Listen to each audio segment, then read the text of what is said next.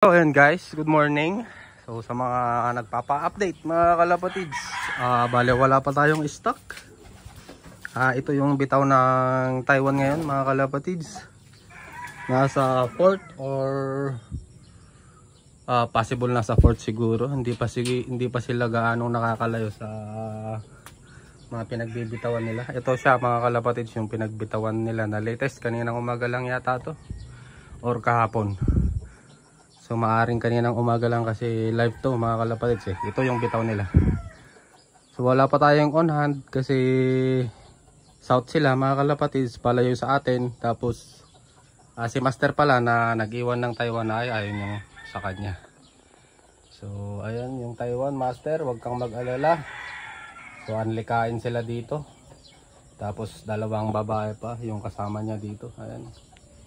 Dalawa na babae. So wala siyang kaagaw, wala siyang laban na kak dito master. Ayan.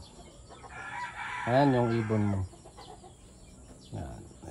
Black check na kak. So ayun, hanggang dito na lang muna guys. Wala pa tayong stock dahil nasa south yung mga Taiwan. So palayo sila sa atin. And maliit na porsyento lang na may mapadpad sa atin dito sa Pinas. So ayun, hanggang dito na lang muna guys. Yan, bye bye.